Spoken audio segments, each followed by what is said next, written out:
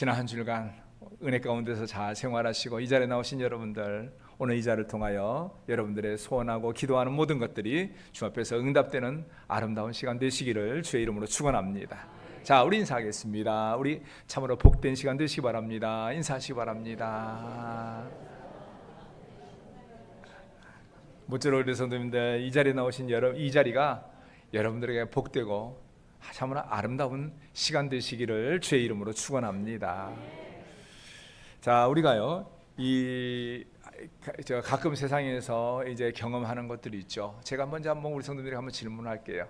우리가 가끔 생활에 보다 보면은 이제 예수님을 알지 못하고 예수를 믿지 않는 사람들이 이제 교회나 성도들을 비판하면서 하는 말이 있죠.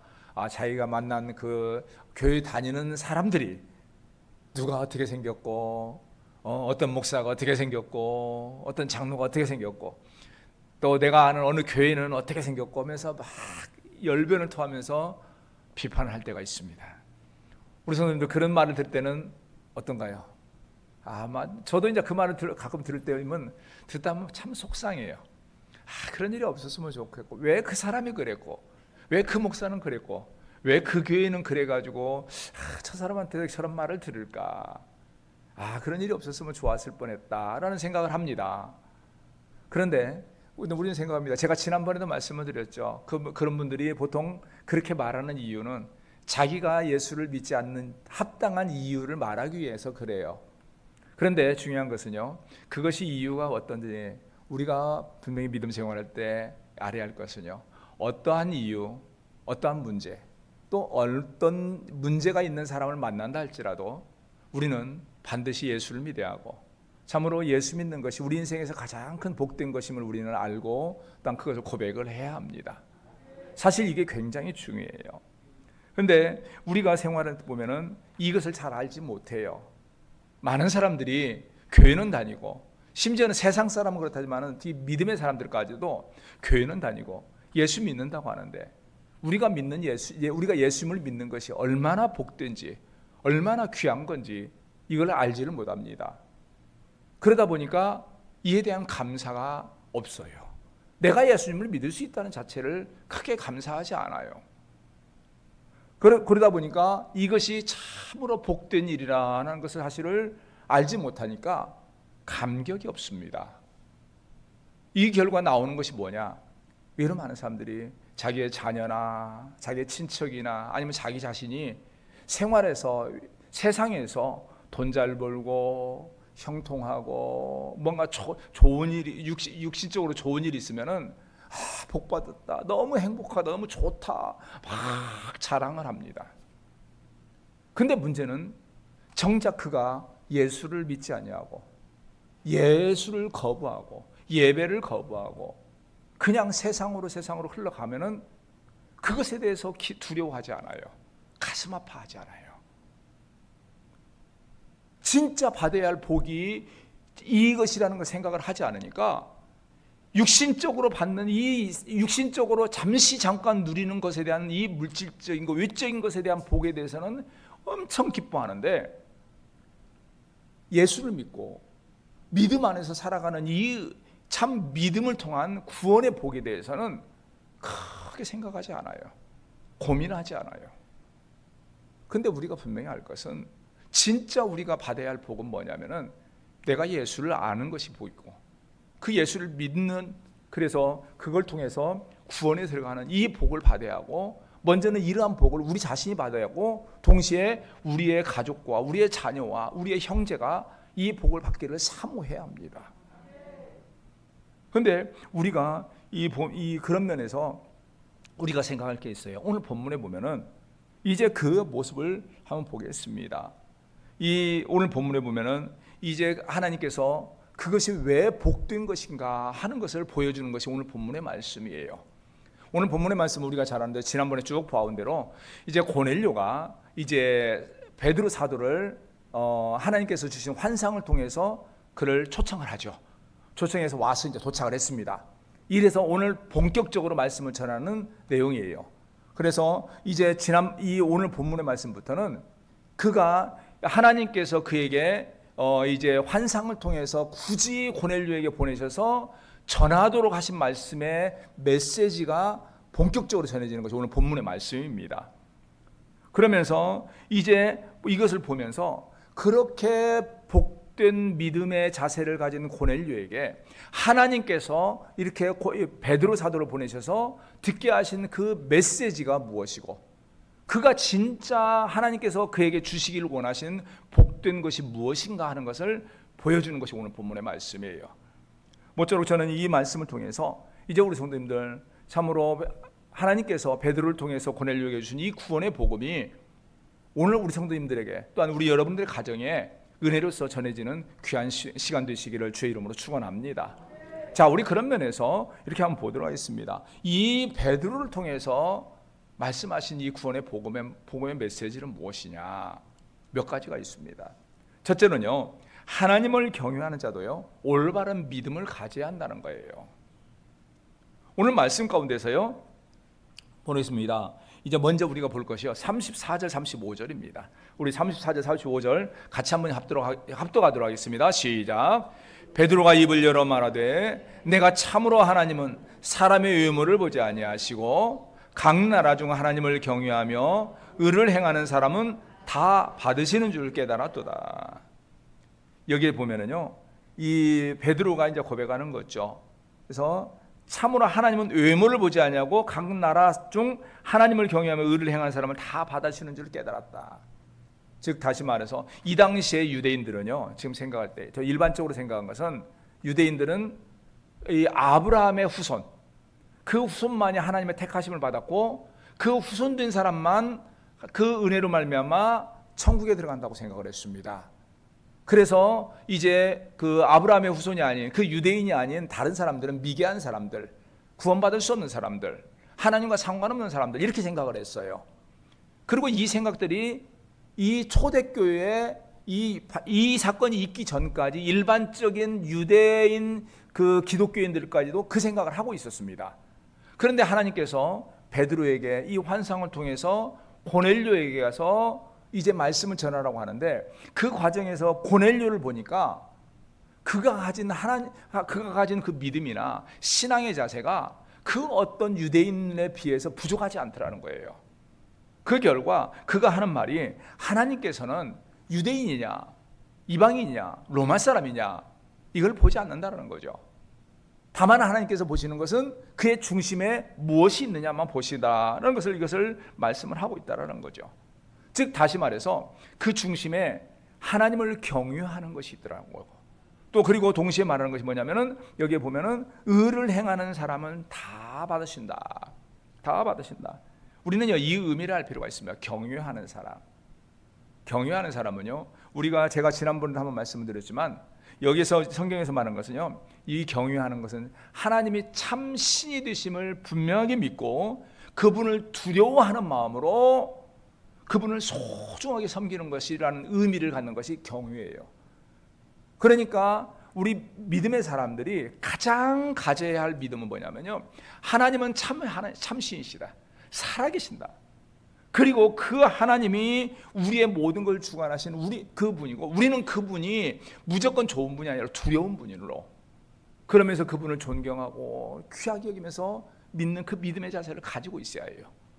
그러니까 고넬료는 이러한 믿음의 자세를 가지고 있더라는 거죠. 그리고 동시에 여기서 말합니다. 의를 행한다.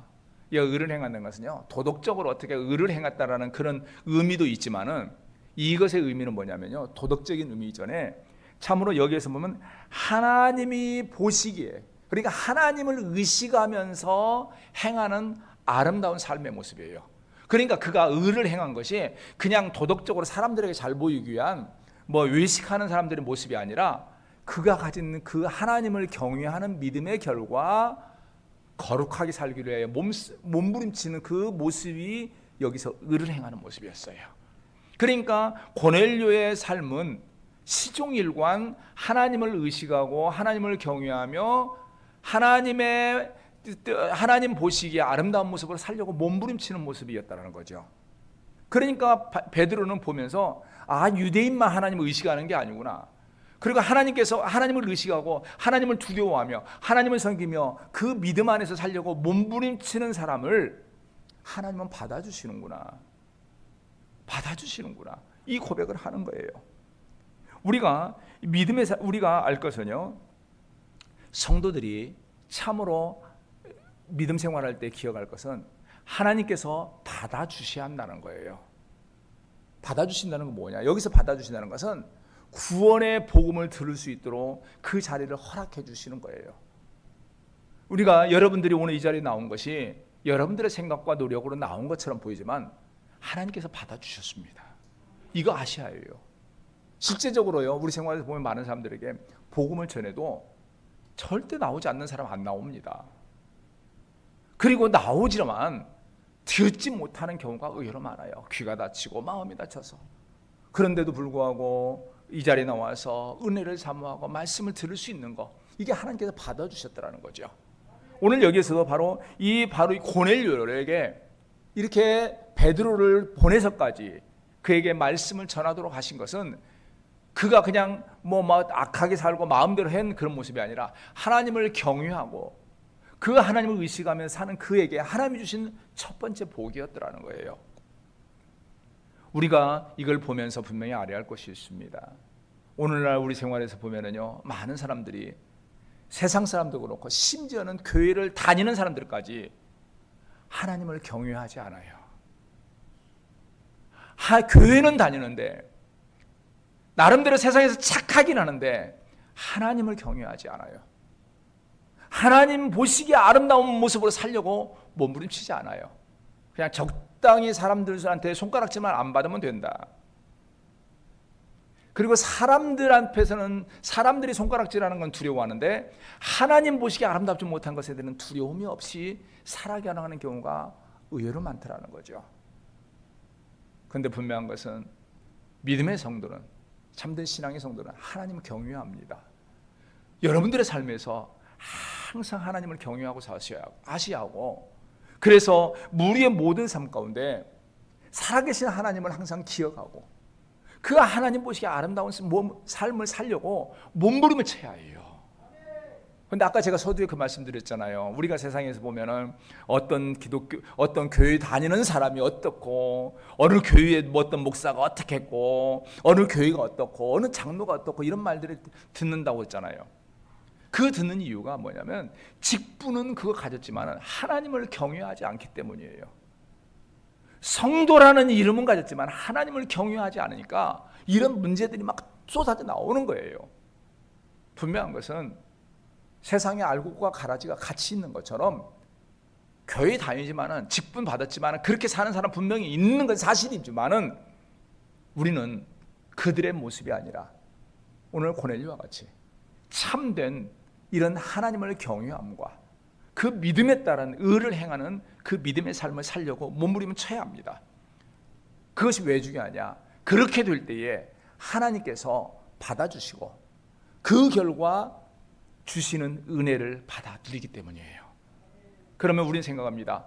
이렇게 하나님께서 받아주시고 이러한 은혜를 받는 것이 왜 중요할까? 자, 두 번째로 보는 것은요, 예수님이 주신 올바른 구원의 복음을 받아야 한다는 거예요. 저는요, 여기서 한번 우리 성도님에게 한번 질문 한번 하겠습니다. 우리 성도님들, 지금 현재 베드로가 지금 고넬료를 방문했잖아요. 그러니까 고넬료가 하나님께서 주신 환상을 통해서 베드로를 초청하고 베드로가 왔습니다. 이 오는 순간에 그는 과연 구원을 받은 사람일까요? 아닐까요? 저는 우리 성도님들이 한번 좀 묻고 싶어요. 받았을까요? 못 받았을까요? 제가 여러분들한테 제가 오후에 성경 공부를 하면 손들을 가지고 바꿔서 드리겠는데 이거는 드리게 하니까 제가 그것에 대해서 답을 미리 드리겠습니다. 사도행전 11장 14절을 보십시오. 한 장 뒤입니다. 11장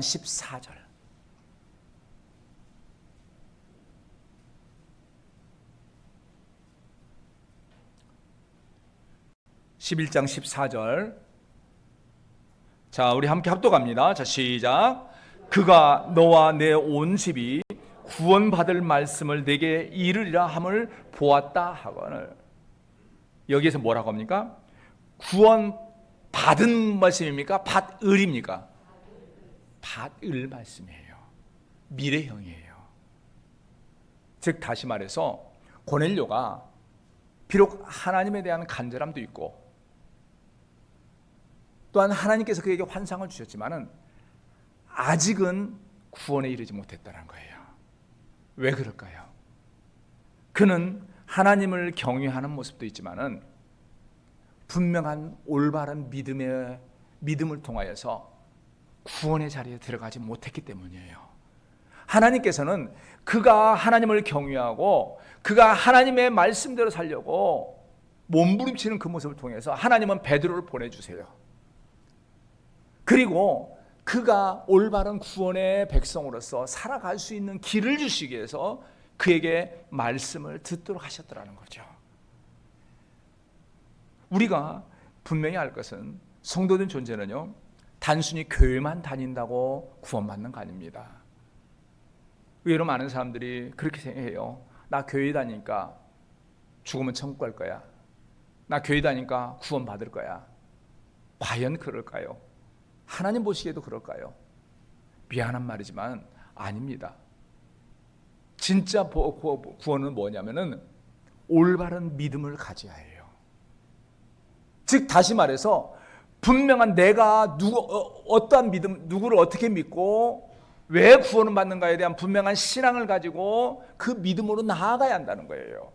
그 사람이 받는 거지 교회만 왔다 갔다 하고 남들이 11조 낸다고 11조 내고 남들이 교회 안에서 어떤 봉사한다고 해서 봉사하고 이걸로 받지는 못해요. 우리가 분명히 알아야 해요. 우리가 구원받는 것은 우리가 하나님께 뭐 어떤 헌금 드렸으니까 구원받는 거 절대 그거 아니에요. 그거야 뭐 낼 수도 있고 못 낼 수도 있고 그 상관없어요. 근데 진짜 중요한 것은 하나님께 진짜 주시길 원하신 것은 올바른 믿음의 삶을 살아가도록 하나님께서는 복음을 주셨고 그 복음을 받아서 구원의 길을 가야 한다는 거예요. 그러면 받아야 할 그 복음이 무엇이냐? 오늘 본문의 말씀 봅니다. 36절을 한번 보겠습니다. 36절 우리 같이 한번 읽겠습니다. 자, 시작. 만유의 주 되신 예수 그리스도로 말미암아 화평의 복음을 전하사 이스라엘 자손에게 보내신 말씀. 37절까지 볼게요. 곧 요한이 그 세례를 반포한 후에 갈릴리에서 시작하여 온 유대에 두루 전파된 그것을 너희도 알거니와. 여기에서 보면은요 이렇게 말합니다. 36절에 보면 만유의 주 되신, 여기서 만유라는 것은요 세상에 존재하는 모든 것이에요. 그러니까 세상 존재하는 모든 것의 주인 되신 그 말이에요. 만유의 주 되신 예수 그리스도로 말미암아 화평의 복음을 전해주셨다라는 거죠. 그 화평의 복음을 전해주는데 우리가 여기서 봅니다. 이 화평의 복음이 뭐냐?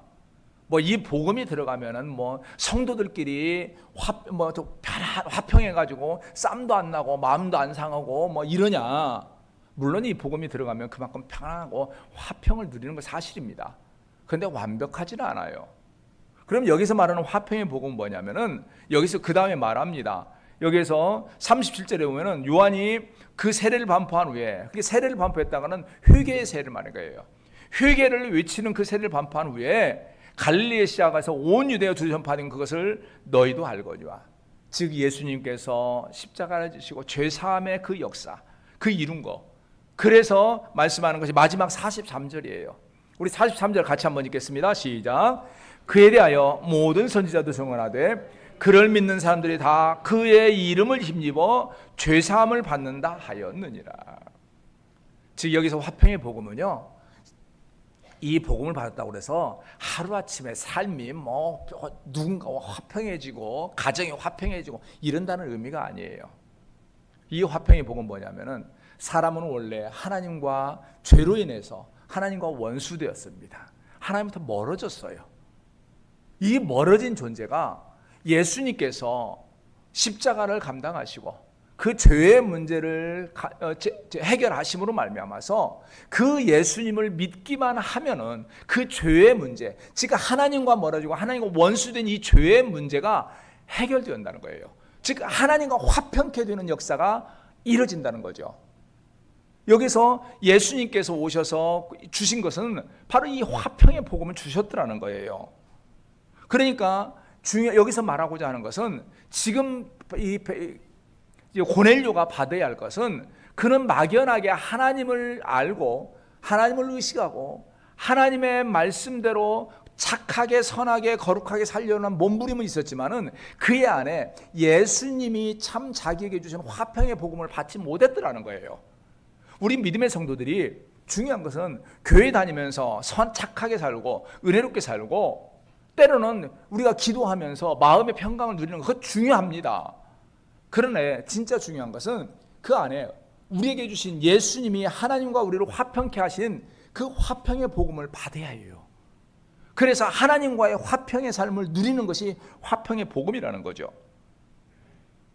우리가 분명한 것은 하나님께서 예수님을 통해 우리에게 주신 가장 큰 복은요 뭐냐면 바로 이 화평의 복음이에요. 바로 예수님의 십자가를 통해서 우리의 죄의 문제를 사하시고 죄의 문제가 사해짐으로 말미암아 하나님과의 관계가 화평케 된 이 복을 받는 것이 세상에서 가장 큰 복이에요. 아까 서두에 제가 그런데 말씀드렸잖아요. 많은 사람들이 자기 자신이나 자기의 자녀나 자기의 친척이나 누가 세상에서 돈 잘 벌고 형통하고 이것에 대해서는 기뻐하는데 하나님과 화평한 것에 대해서는 무관심하다는 거죠. 진짜 중요한 것은 하나님과 화평해야 해요. 먼저는 우리 자신들이 하나님과 화평하고 여러분들이 여러분의 자녀와 여러분의 가족이 여러분의 형제들이 진짜 하나님 앞에 받기를 원하는 복은 뭐냐면 하나님과 화평의 삶을 살기를 사모하는 복을 받아야 해요. 그리고 그걸 위하여 간구해야 해요. 하나님과 화평이라는 것은 아까 말씀드렸잖아요. 예수님을 분명하게 믿고 예수님이 자신을 위하여 십자가를 지신 그리고 십자가를 통해서 죄 사함을 받음으로 말미암아 이 모든 인류가 가진 죄의 문제, 하나님과 원수된 문제가 해결되어지는 이 문제를 받는 것이 화평의 복이에요. 그래서 하나님과 화평한 거예요. 그러면 우리는 생각합니다. 이 화평의 복이 왜 그렇게 소중할까? 뭐 그냥 믿기만 하면 되는 거고 하나님은 그냥 줬으니까 받는 거지. 이게 뭘 그렇게 중요하냐? 소중한 이유가 있어요. 우리가 여기서 봅니다. 여기서 보면은 먼저 여기 봅니다. 우리가 성경 보겠습니다. 38절 보겠습니다. 38절 우리 같이 한번 읽겠습니다. 하나님이 나사렛 예수에게 성령과 능력을 기름 붓듯 하셨음에 그가 두루다니시며 선한 일을 행하시고 마귀에게 눌린 모든 사람을 고치셨으니 이는 하나님이 함께 하셨습니다.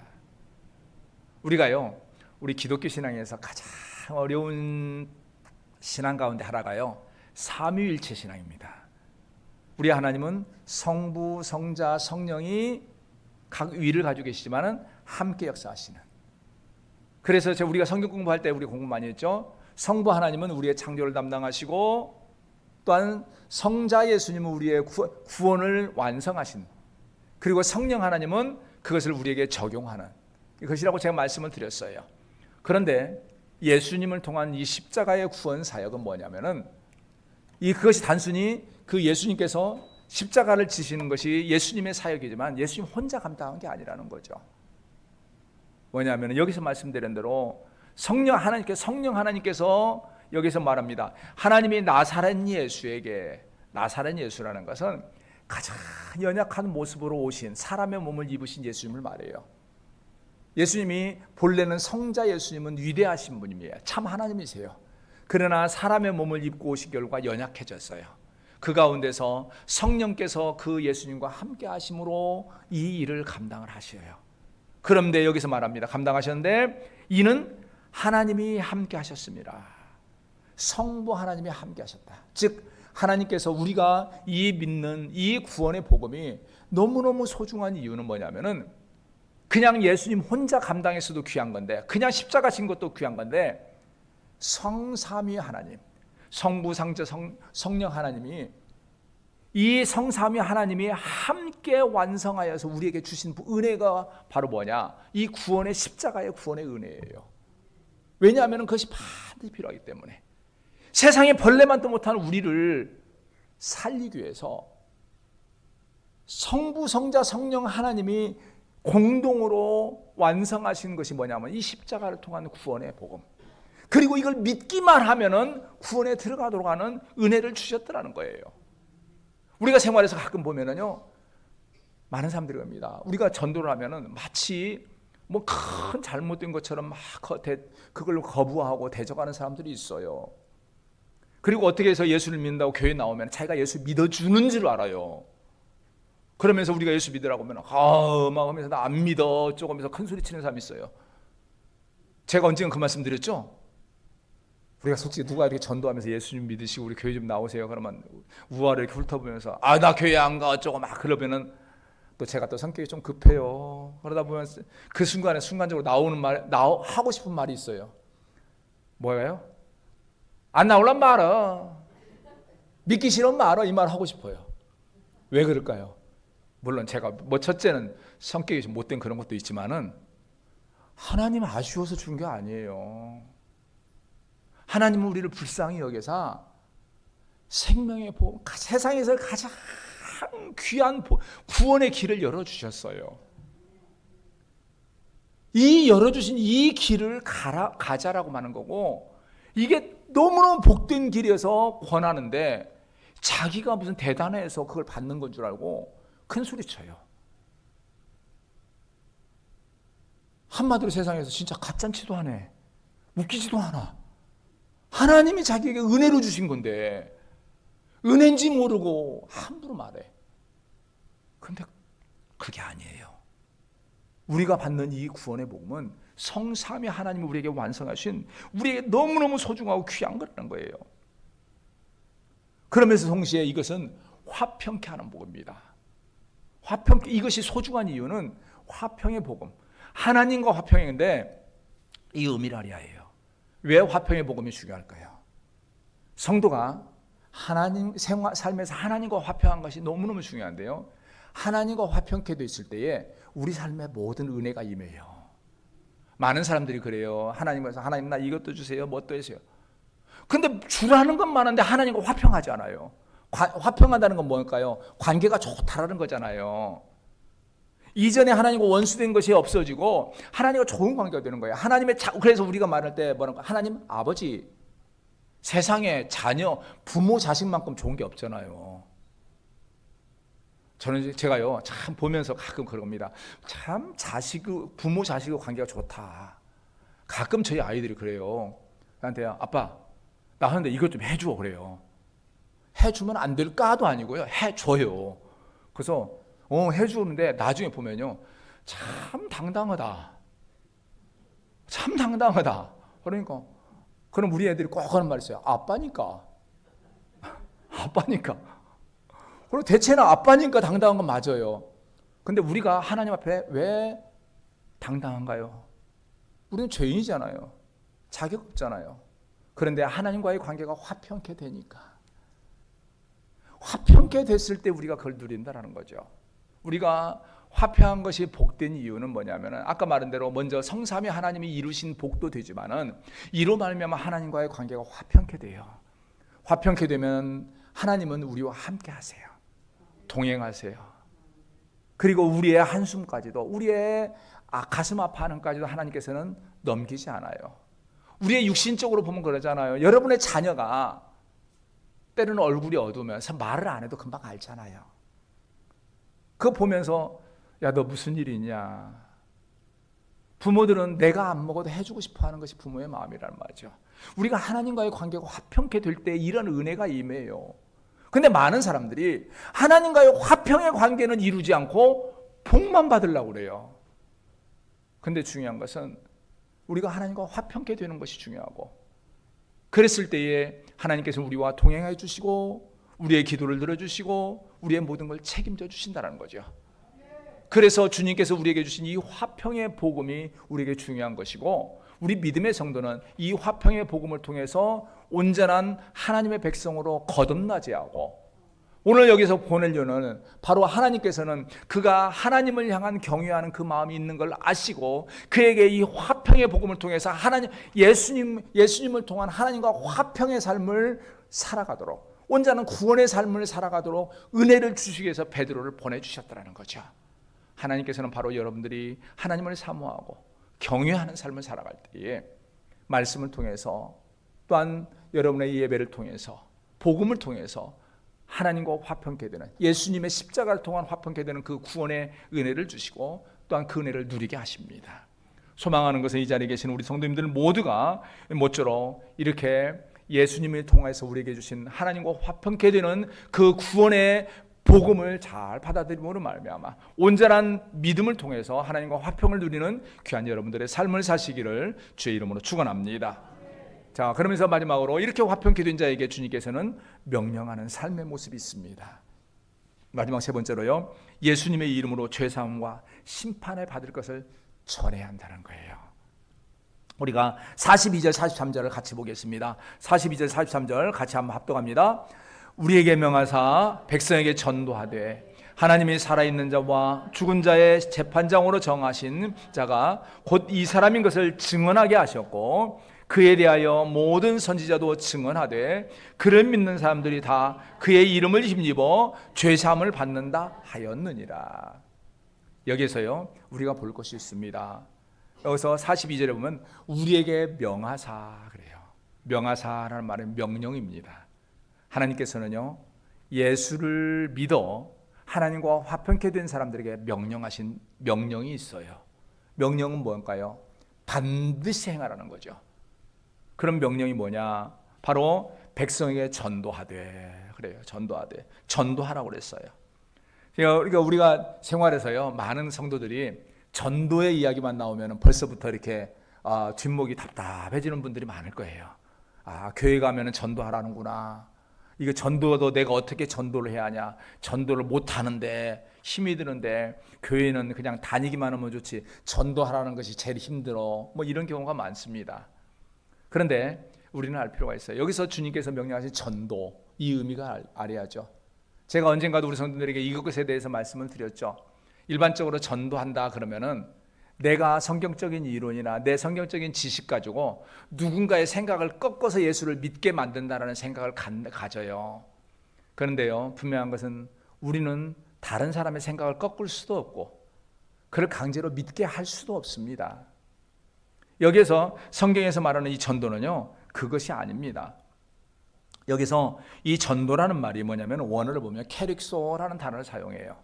그런데 이 단어가 원래 원어에 가면 어떤 말로 쓰이냐면은 알리다, 큰 소리로 전하다, 선포하다 이런 의미를 갖고 있어요. 그러니까 알리기만 하는 거예요. 선포하는 거예요. 그냥 선포한다는 것은 상대가 듣든 안 듣든 외치는 것이 선포입니다. 알리는 거예요. 즉 예수님이 우리의 참 구원인 것을 알린다는 거죠. 자기가 믿는 신앙, 자기가 믿는 예수님을 알리는 거예요. 내가 누군가를 강제로 꺾어서 믿게 하려면 많이 힘들어요. 내가 저 사람 어떻게 꺾어? 저 사람 나보다 똑똑한데 내가 어떻게 해? 라고 하지만은 그 사람이 아무리 똑똑하고 아무리 대단해도 그냥 알리는 것은 문제가 아니에요. 그 다음은 그 사람에게 맡겨진 거예요. 여기서 전도하되 주님께서 말씀하신 것은 바로 그거예요. 전도하라는 거예요. 그럼 뭘 전하라고 할까? 예수 믿는 사람이 전하라고 한 것이 있어요.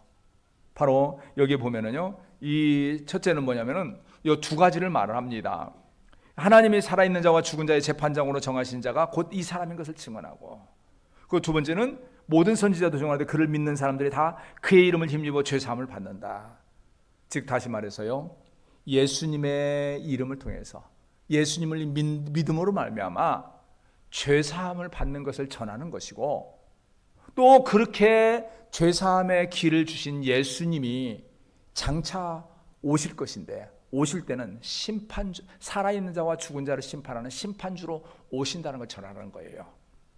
우리가 여기서 알 것이 있습니다. 여기서 그의 이름을 힘입어 죄사함을 받는다. 제가 우리 성도들에게 자주 말씀드리죠. 우리가 구원을 받는 것은 선에서가 아니라고 했잖아요. 세상 사람들이 말하는 대로 보면서 아유 저런 것이 천국 가면은 내가 이 세상에 천국 못 갈 사람이 누가 있으라고 말을 하는 사람도 있죠. 물론 그래요. 우리 예수 믿는 사람들이 세상 사람보다 유난히 더 아름다워야 하는데 그러지 못한 경우가 있습니다. 근데 세상 사람들이 보기에는 그렇게 육신적으로 외적으로 착한 사람이 천국 가야 할 것처럼 생각이 돼요. 그런데 분명한 것은 사람은 아무리 착해봤자 죄인이에요. 아까 저 여기 서두에서 우리가 그랬잖아요. 하나님께서 이렇게 말했잖아요. 우리가 34절에 보면은 이제 베드로가 말하는, 내가 참으로 하나님의 사람의 외모를 보지 아니하시고라는 말씀하는 거죠. 이 말의 의미에도요, 이것이 담겨 있어요. 하나님께서 외모를 안 보는 이유는 유대인이냐 로마 사람이냐 이걸 안 보시는 이유는 유대인이나 로마 사람이나 도찐개찐이라는 거예요. 같은 죄인이라는 거예요. 자기들끼리는 나는 아브라함의 후손이니까 나는 선하고 구원받을 거라고 말은 하고 큰 소리 치는데, 하나님이 보시기에는 아브라함의 후손이나 로마 사람이나 별 차이가 없다라는 거예요.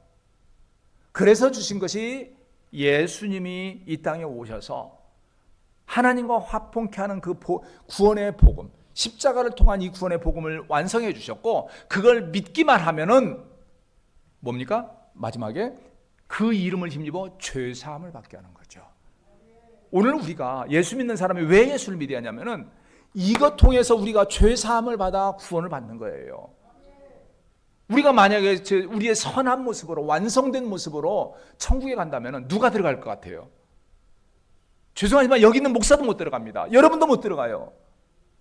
제가 이렇게 말씀드리면 나는 착한데 그럴지 몰라도 아무리 착해봤자 죄인이에요. 들어갈 사람 아무도 없습니다. 하나님은 그래서 주신 것이 예수를 믿어 그 예수의 이름으로 죄사함을 받도록 하셨고, 죄사함을 받은 그가 하나님과 화평케 되는 복을 누리게 하셨더라는 거예요. 그래서 우리가 선포하는 것, 여기서 바로 그것은 하나님께서 택하신 자들에게, 그 미리 주님을 아는 자에게 명령하신 것은 뭐냐면은 우리는 누구를 막론하고 죄인이다. 그것이 정도의 차이가 있을 뿐이지 죄인이다. 죄의 문제는 예수님을 믿을 때에 그 문제가, 죄가 사해지는 것을 선포해야 하는 거죠. 즉 그랬을 때에 우리는 하나님과 화평케 되고, 그랬을 때에 하나님의 은혜를 누린다는 것을 우리가 전하고 알려주면 되는 거예요. 더 이상 할 필요는 없어요. 그리고 동시에 마지막으로 전할 것이 있죠.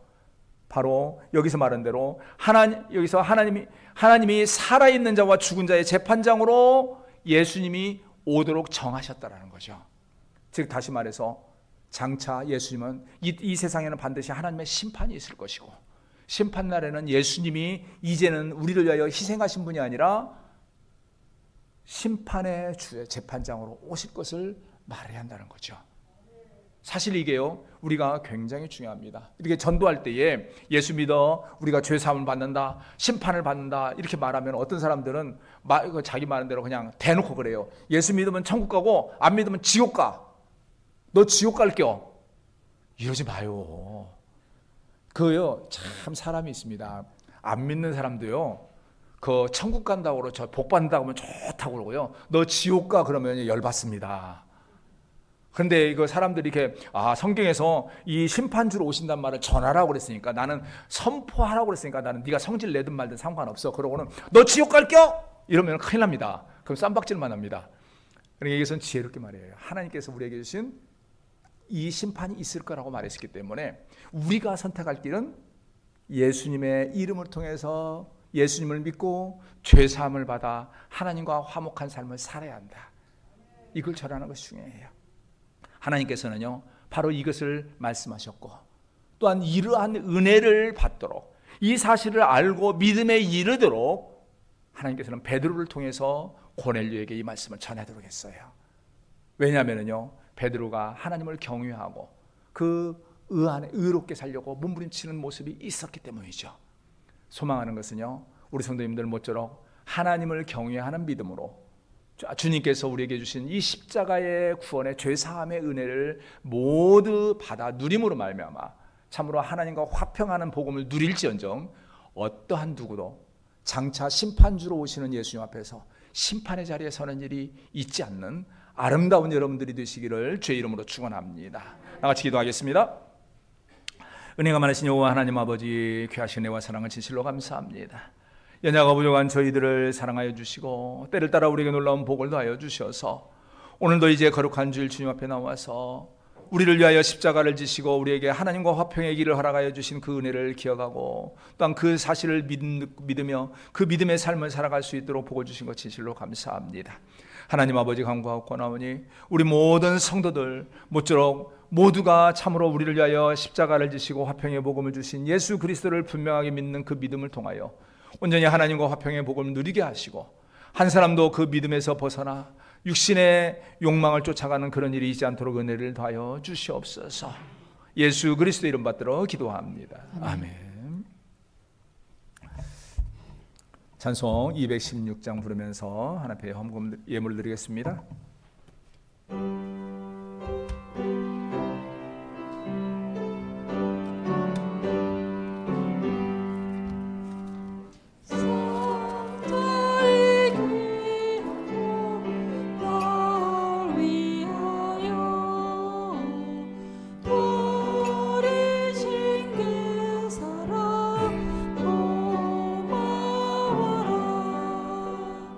내 머리 숙여서 주님께 비는 마 나무어 주님께 바치리까.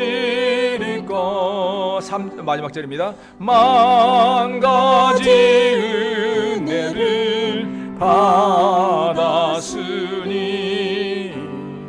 내 평생 슬프나 즐거우나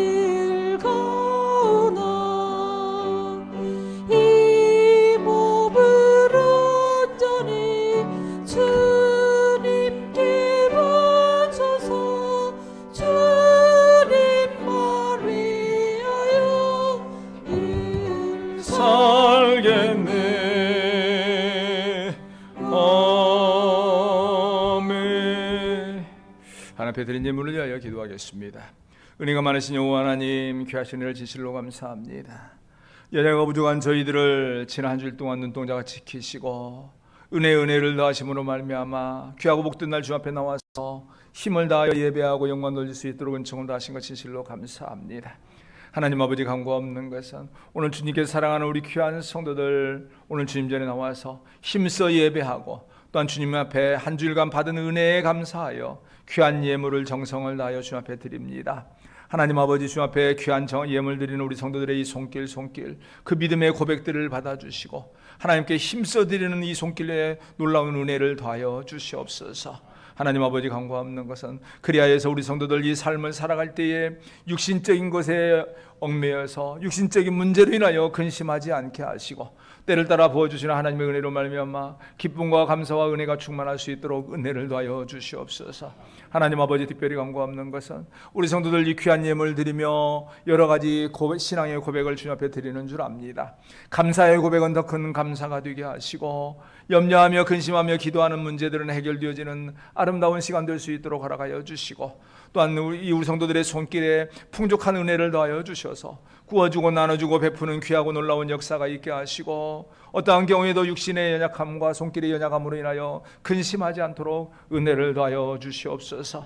또한 오늘 시간 주 앞에 드리기를 원하지만 여러 형편으로 인하여 드리지 못하는 손길이 있을지라도 참으로 그 손길이 드리지 못함으로 말미암아 낙심하지 않게 하시고 드릴 수 있는 여건을 허락하여 주시고 드린 손길이나 드리지 못한 손길이나 모두가 주 앞에서 동일한 은총을 받아 누리게 하여 주시옵소서.